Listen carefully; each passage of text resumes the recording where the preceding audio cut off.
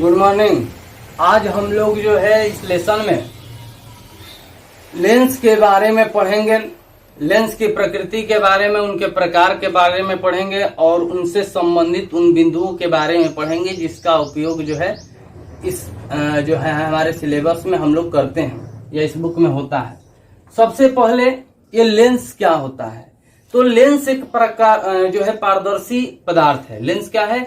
पारदर्शी पदार्थ है जो दो जो है ज्यामितीय सतहों से घिरा होता है या मिलकर बना होता है। ये जो लेंस है ये दो प्रकार का होता है।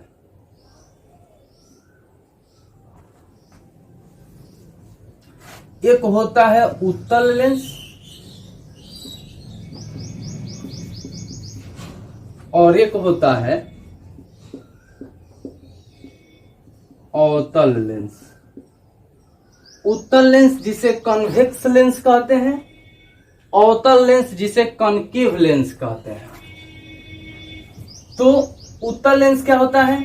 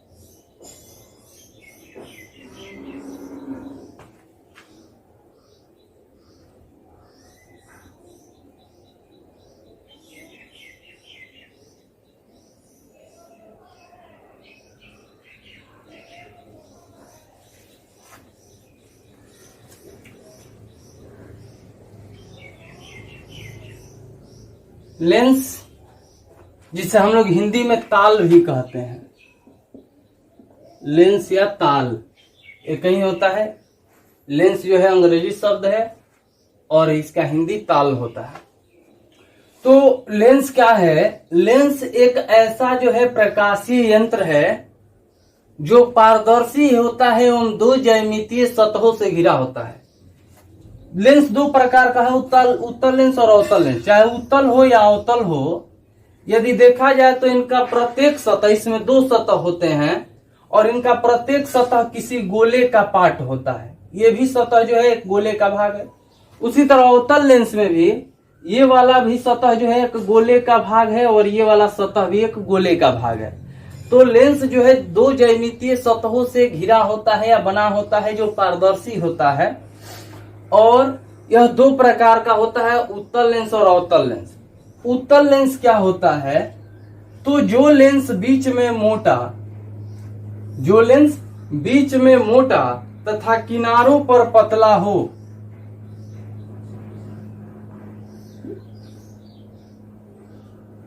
जो लेंस बीच में मोटा तथा किनारों पर पतला हो उसे उत्तल लेंस कहते हैं और जो लेंस बीच में पतला हो तथा किनारों पर मोटा या चौड़ा हो उसे अवतल लेंस यानी कि कनकेव लेंस कहते हैं।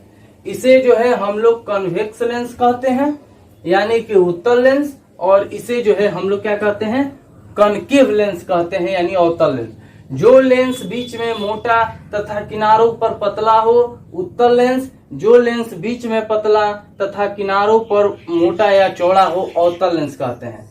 इनके अलावे जो है हम लोग आगे के जब क्लास में जाएंगे तो और भी टाइप के लेंस पढ़ेंगे, जैसे उत्तलोत्तल, अवतलोत्तल, समतलोत्तल, लेकिन अभी उसको कुछ पढ़ने से फायदा नहीं है। तो अभी केवल हम यही जानेंगे कि लेंस दो प्रकार का होता है, उत्तल लेंस, अवतल लेंस। लेंस क्या होता है? तो लेंस वह प्रकाशीय यंत्र है जो दो पारदर्शी ज्यामितीय सतहों से घिरा होता है। यह दो प्रकार का होता है, उत्तल लेंस और अवतल लेंस। उत्तल लेंस वह लेंस जो बीच में मोटा तथा किनारों पर पतला होता है, उत्तल लेंस कहते हैं। अवतल लेंस वह लेंस जो बीच में पतला तथा किनारों पर मोटा या चौड़ा हो, उसे हम लोग अवतल लेंस कहते हैं। अब इस लेंस से संबंधित उन बिंदुओं के बारे में पढ़ेंगे, जैसे कि ध्रुव के बारे में, इनका जिसे प्रकाशीय केंद्र कहते हैं, प्रकाशीय केंद्र के बारे में पढ़ेंगे। वक्रता केंद्र के बारे में पढ़ेंगे, वक्रता त्रिज्या, मुख्य फोकस, फोकस दूरी, इन सब चीजों के बारे में हम लोग पढ़ेंगे। तो जैसे हम लोग जानते हैं, इसको कहते हैं कॉन्वेक्स लेंस और इसको कहते हैं कॉनकेव लेंस। अब लेंस से संबंधित उन बिंदुओं के बारे में हमें जानना है। तो सबसे पहले नंबर पर हम आते हैं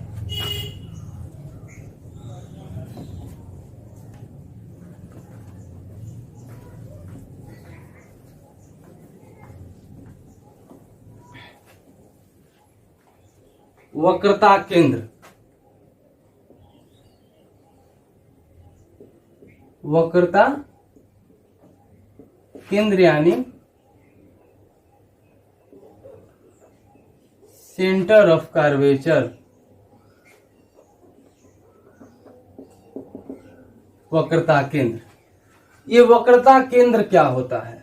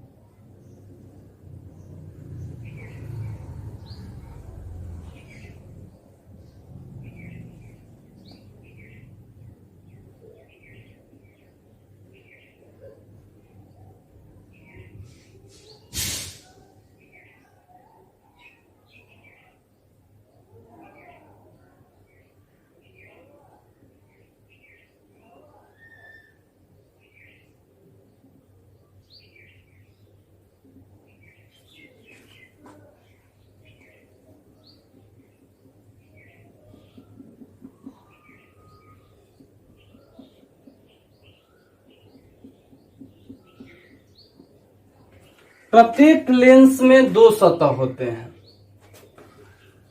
और वो प्रत्येक सतह किसी न किसी गोले का पार्ट होता है, किसी न किसी गोले का भाग होता है। तो लेंस का प्रत्येक सतह, चाहे ये वाला सतह हो या ये वाला सतह हो, जिस गोले का भाग, जैसे मान लीजिए ये वाला सतह इस गोले का भाग है तो इसका केंद्र होगा, और ये वाला सतह जो है इस गोले से काट के बनाया गया है तो इसका भी केंद्र होगा। तो लेंस का प्रत्येक सतह जिस गोले का भाग होता है, उस गोले के केंद्र बिंदु को लेंस का वक्रता केंद्र कहते हैं। उसी तरह अवतल लेंस में भी देखते हैं, तो इसमें भी दो सतह है। ये सतह जो है इस गोले का भाग है, तो इस गोले का केंद्र ये होगा और इस गोले का केंद्र ये होगा। तो लेंस का प्रत्येक सतह जिस गोले का भाग होता है, उस गोले के केंद्र को जो है हम लोग क्या कहते हैं? वक्रता केंद्र। यानी एक लेंस में कितने वक्रता केंद्र होंगे? दो। क्यों होंगे? क्योंकि वो दो सतहों से घिरा होता है, दो सतहों से मिलकर बना होता है। तो C1 एवं C2, ये C1 एवं C2, यानी एक लेंस में दो वक्रता केंद्र होता है। अब ध्यान दीजिए, यानी लेंस का प्रत्येक सतह जिस गोले का भाग होता है, पार्ट होता है, उस गोले के केंद्र बिंदु को जो है हम उस लेंस का वक्रता केंद्र कहते हैं। एक लेंस में दो वक्रता केंद्र होते हैं, ये उत्तल लेंस हुआ, ये अवतल लेंस हुआ। इसे हम लोग C से सूचित करते हैं। सी के अलावे इन्हें 2f से, कैपिटल F से भी सूचित किया जा सकता है। यानी C1 के जगह पे 2F1 और C2 के जगह पे हम लोग 2F2 कैपिटल में लिखेंगे, 2F2 ही लिख सकते हैं। अब जो है हम लोग बढ़ते हैं अगले नंबर के तरफ। तो प्रकाशीय केंद्र है।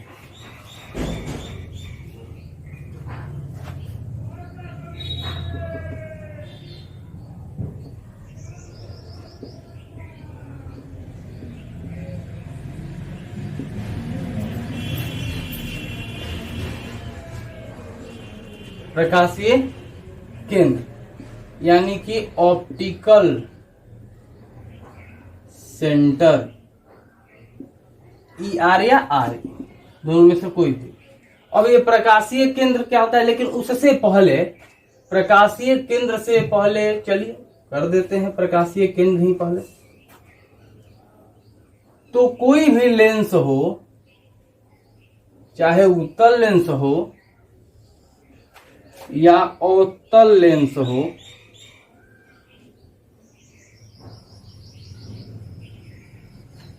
इसके मध्य बिंदु को,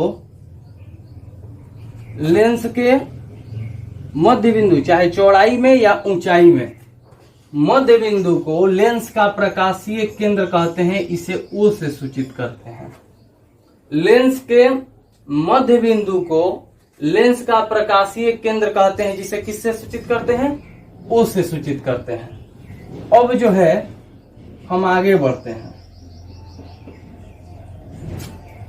तो अब आ जाएगा आपका मुख्य अक्ष या प्रधान अक्ष।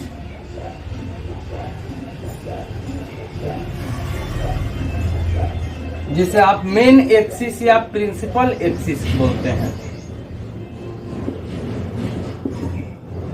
मुख्य अक्ष या प्रधान अक्ष क्या होता है?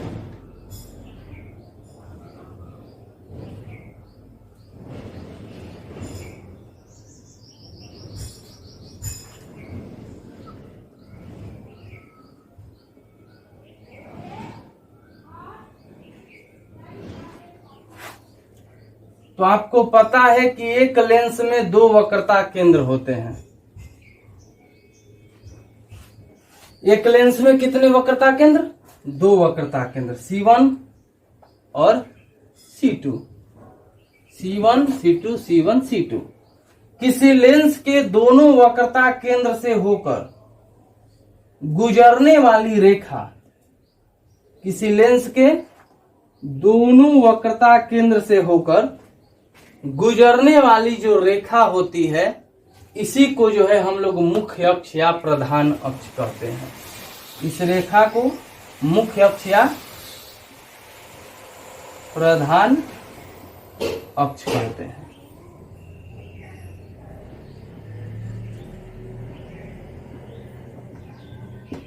मुख्य अक्ष या प्रधान अक्ष कहते हैं। जो प्रकाशीय केंद्र है इसी मुख्य अक्ष पर स्थित होता है। O यानी किसी लेंस के दोनों वक्रता केंद्र से होकर गुजरने वाली रेखा को मुख्य अक्ष या क्या कहते हैं? प्रधान अक्ष कहते हैं। अब इसके बाद आगे बढ़ते हैं।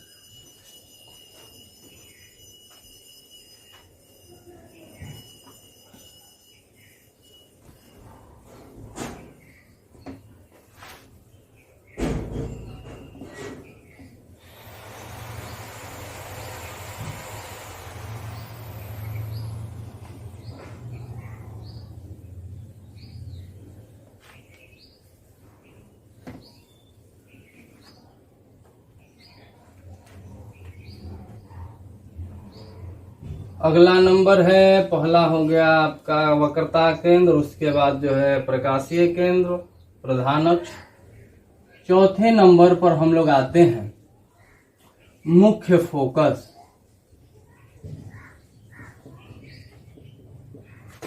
यानी कि मेन फोकस।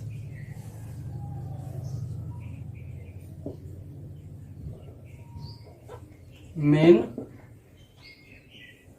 फोकस, ये मुख्य अक्ष क्या होता है, सॉरी मुख्य फोकस क्या होता है?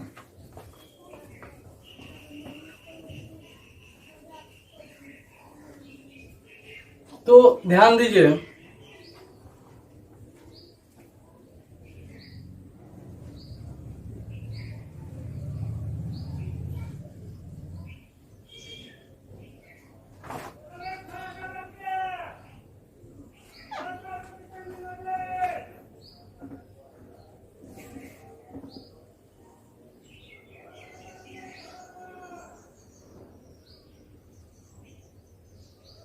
ये हमारा अवतल लेंस और ये उत्तल लेंस,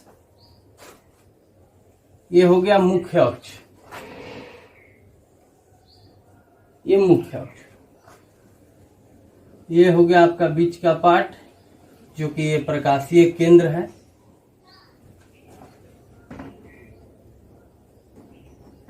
ये प्रकाशीय केंद्र है। मुख्य अक्ष के समांतर आने वाली प्रकाश की किरण, मुख्य अक्ष के समांतर आने वाली प्रकाश की किरण लेंस से अपवर्तन के बाद मुख्य अक्ष के जिस बिंदु पर मिलती है या मिलते हुए प्रतीत होती है, उस बिंदु को लेंस का मुख्य फोकस कहते हैं। उस बिंदु को लेंस का क्या कहते हैं? मुख्य फोकस कहते हैं। अब क्वेश्चन ये है कि क्यों उत्तल लेंस में नीचे की ओर झुक जाती है, मिलती है, जबकि इसमें दूर भागती है और मिलते हुए प्रतीत होती है। तो ध्यान दीजिए, इसको समझने के लिए हम क्या करेंगे कि एक बड़ा सा उत्तल लेंस बनाएंगे और एक बड़ा सा अवतल लेंस बनाएंगे।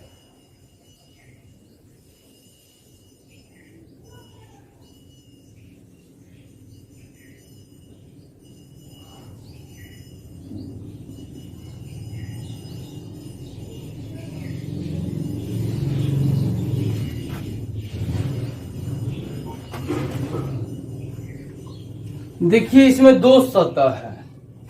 प्रकाश की किरण एक बार ये हवा है, ये कांच है और फिर इधर हवा हो जा रहा है। प्रकाश की किरण पहले हवा से कांच में प्रवेश करते हैं, यानी कि विरल से सघन में जाती है। जब ये प्रकाश की किरण जो है हवा से कांच में प्रवेश करती है, और यदि इसको हम समतल सतह ऐसे मान लें, इस बिंदु को समतल सतह का भाग मान लें, तो ये जो है आपका अभिलंब हो जाएगा।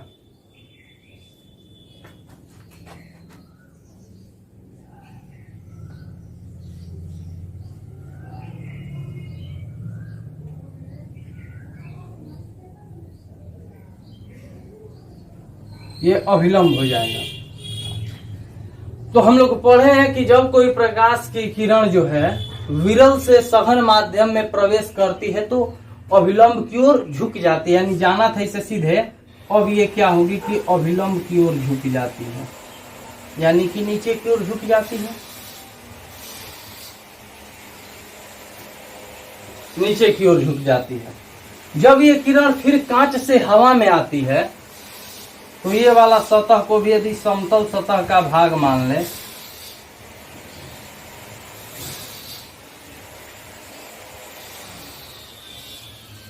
तो ये अभिलंब हो जाएगा।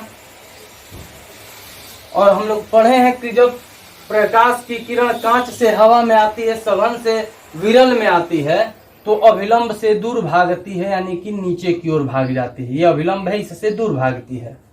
तो हम लोग देखते हैं कि इस स्थिति में, यानी कि लेंस द्वारा प्रकाश का दो बार अपवर्तन होता है, एक बार हवा से कांच में, फिर कांच से हवा में, विरल से सघन में, सघन से विरल में होने के बाद ये किरणें जो है अभिलंब की ओर झुकती है और मुख्य अक्ष के जिस बिंदु पर काटती है वो आपका मुख्य फोकस हो जाता है।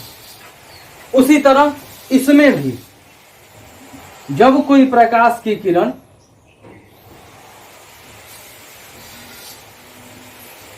हवा से कांच में प्रवेश करती है, और इसको यदि हम लोग मान लिए ये समतल सतह का भाग,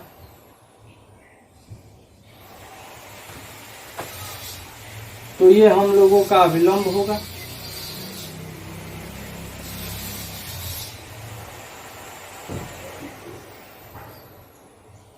तो हम लोग पढ़े हैं कि प्रकाश की किरण जब जो है विरल से सघन में जाती है तो ये अभिलंब की ओर मुड़ जाती है। ये अभिलंब है, अभिलंब की ओर मुड़ जाती है। फिर ये कांच से हवा में आती है, कांच से बाहर निकलती है। और इसको भी हम यदि ऐसे समतल सतह का भाग मान लिए तो ये जो है आपका अभिलंब होगा। तो कांच से हवा में जाने पर ये प्रकाश की किरण अभिलंब से दूर भागती है, यानी कि ऊपर की ओर मुड़ जाती है, क्योंकि अभिलंब से दूर भागती है, जिसके कारण ये प्रकाश की किरण जो है मुख्य अक्ष से दूर भागती है। तब जो है हम लोग मानते हैं कि ये प्रकाश की किरण काल्पनिक रूप में जो है मुख्य अक्ष के एक बिंदु पर मिलते हुए प्रतीत होती है, जहां उस लेंस का मुख्य फोकस होता है, यानी उस बिंदु को लेंस का मुख्य फोकस कहते हैं। तो इस तरह से उत्तल लेंस में प्रकाश की किरणें अपवर्तन के बाद, उत्तल लेंस के दो सतहों से अपवर्तन के बाद मुख्य अक्ष के तरफ झुकती है, जबकि अवतल लेंस में उन लेंस के दो सतहों से अपवर्तन के बाद मुख्य अक्ष से दूर भागती है। तो अक्ष के अपवर्तन के बाद अक्ष के जिस बिंदु पर मिलती है या मिलते हुए प्रतीत होती है, उस बिंदु को, उस लेंस का जो है हम लोग मुख्य फोकस कहते हैं। अब जो है हम लोग इसमें आगे बढ़ते हैं। आगे बढ़ते हैं तो आता है अगला कि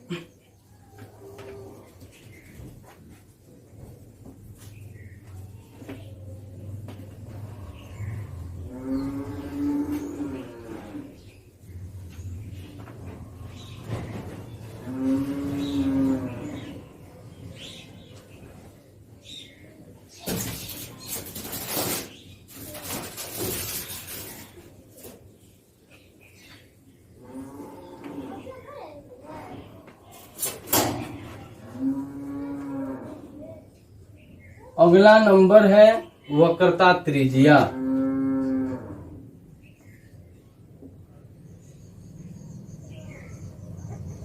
वक्रता त्रिज्या यानी कि रेडियस ऑफ कर्वेचर।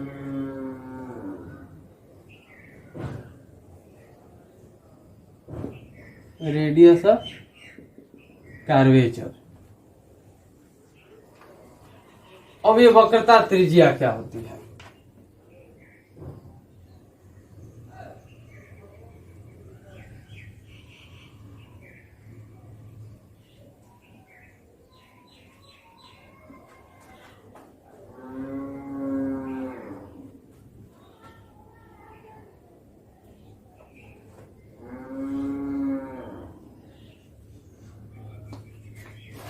ये मुख्य अक्ष हुआ, ये प्रकाशीय केंद्र, ये वक्रता केंद्र हुआ यानी C1 और ये C2। उसी तरह इसमें ये उत्तल लेंस में मुख्य अक्ष, ये प्रकाशीय केंद्र है, ये वक्रता केंद्र C1 और ये वक्रता केंद्र जो है आपका C2।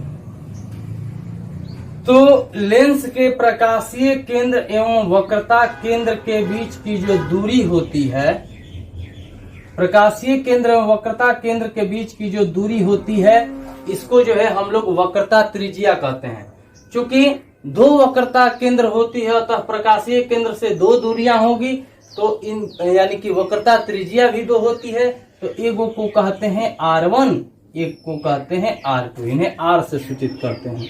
यानी कि लेंस के प्रकाशीय केंद्र एवं वक्रता केंद्र के बीच की दूरी को क्या कहते हैं? हम लोग वक्रता त्रिज्या कहते हैं, जिसे R1 R2 से सूचित करते हैं, अथवा इसे हम लोग 2f1 या 2f2 से सूचित करते हैं। R कहिए या 2f कहिए, वक्रता त्रिज्या को हम लोग जो है R या 2f से सूचित करते हैं। अब जो है हम लोग बढ़ते हैं आगे। फोकस दूरी।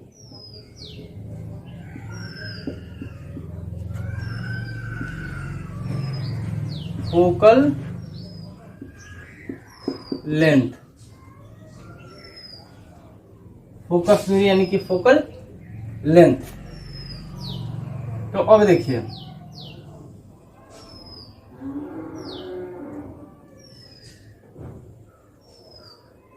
ये उत्तल लेंस हुआ, ये इसका मुख्य अक्ष, ये प्रकाशीय केंद्र हुआ, और ये मेन फोकस हुआ, मुख्य फोकस जिसको कहते हैं। ये अवतल लेंस हुआ, ये प्रकाशीय केंद्र हुआ, मुख्य अक्ष हुआ ये, और ये इसका मुख्य फोकस हुआ। अभी हम लोग पढ़े कि इसमें इधर होता है, इसमें इधर होता है। प्रकाश की किरण जब हम लोग बाएं से दाएं की ओर ले जाते हैं तब तो प्रकाशीय केंद्र एवं मुख्य फोकस के बीच की दूरी जो होती है वो फोकस दूरी कहलाती है। प्रकाशीय केंद्र और मुख्य फोकस के बीच की जो दूरी होती है क्या कहलाती है? फोकस दूरी कहलाती है। इसे स्मॉल f से हम लोग सूचित करते हैं। किसी लेंस के प्रकाशीय केंद्र और मुख्य फोकस के बीच की दूरी को हम लोग फोकस दूरी कहते हैं। अगला आ जाइए द्वारक लेंस का।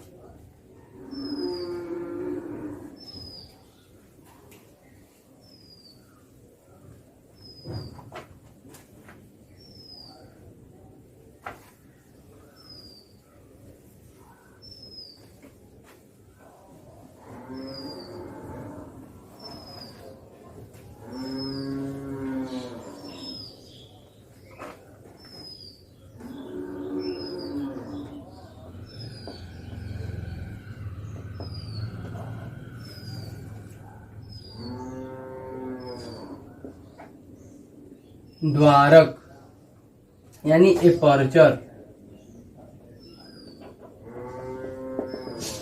तो लेंस की जो ऊंचाई है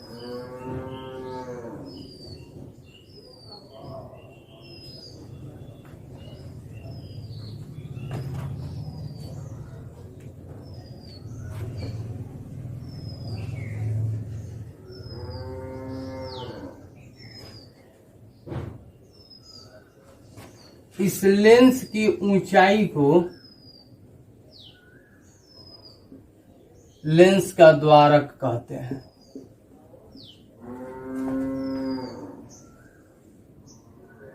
लेंस की ऊंचाई को क्या कहते हैं? लेंस का द्वारक कहते हैं। अब जो है लेंस से संबंधित एक और क्वेश्चन आता है कि अभिसारी एवं अपसारी लेंस से क्या समझते हैं, अथवा ये क्वेश्चन कहता है कि उत्तल लेंस को अभिसारी लेंस एवं अवतल लेंस को अपसारी लेंस कहते हैं, क्यों? तो ध्यान दीजिए, अभिसारी जिनको हम लोग कन्वर्जेंट लेंस भी कहते हैं, अपसारी जिनको डाइवर्जेंट लेंस भी कहा जाता है। तो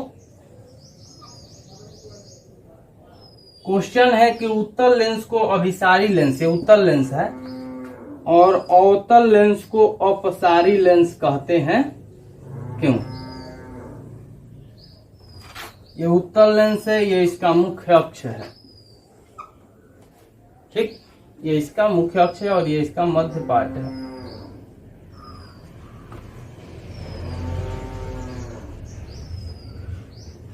तो हम लोग पढ़े हैं कि मुख्य अक्ष के समांतर आने वाली प्रकाश की किरणें, मुख्य अक्ष के समांतर आने वाली प्रकाश की किरणें उत्तल लेंस से अपवर्तन के बाद मुख्य अक्ष के एक बिंदु से होकर गुजरती है, मुख्य अक्ष के एक बिंदु से होकर गुजरती है अथवा मुख्य अक्ष के एक बिंदु पर मिलती है या अभिसरित होती है। अभिसरित का मतलब होता है मिलना।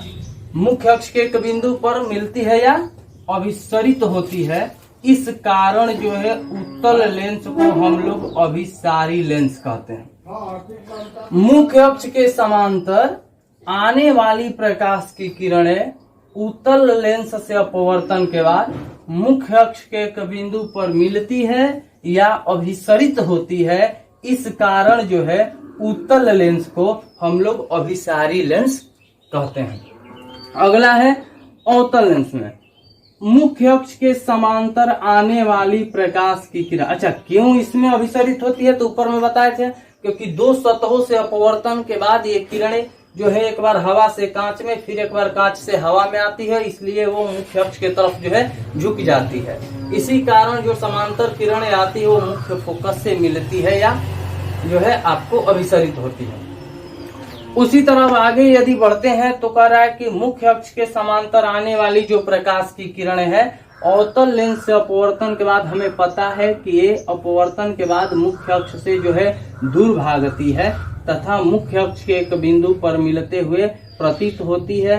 इस कारण जो है दूर भागना को अपसरित होना कहते हैं। दूर भागना को अपसरित यानी कि अपवर्तन के बाद इसमें किरणें अपसारी किरण पुंज बनाती है, यानी कि फैलते हुए आगे भागती है। इस कारण जो है अवतल लेंस को जो है हम लोग क्या कहते हैं? अपसारी लेंस कहते हैं, क्योंकि इसमें किरणें अपवर्तन के बाद मुख्य अक्ष से दूर भागती है, फैलती है, एक दूसरे से दूर होते हुए गमन करती है, अपसरित होती है। इस कारण अवतल लेंस को अपसारी लेंस, जबकि इसमें किरणें एक बिंदु पर मिलती है यानी कि अभिसरित होती है, सिकुड़ती है, इस कारण उत्तल लेंस को जो है हम लोग अभिसारी लेंस कहते हैं। आगे वाले वीडियो में जो है हम लोग पढ़ेंगे कि लेंस में, उत्तल लेंस और अवतल लेंस में कौन कौन सी आपतित प्रकाश की किरण आती है, और आपतित यानी कि विभिन्न प्रकार की आपतित किरण जब जो है लेंस पर पड़ती है तो अपवर्तन के बाद वो किस तरह से होकर के गुजरती है, उनके बारे में हम लोग आगे वाले वीडियो में पढ़ेंगे। लेकिन उससे पहले जो है कोई एक किसी का जो है अपवर्तनांक में दिक्कत हो रहा था, तो उनको जो है हम थोड़ा सा 2 मिनट में समझा देते हैं।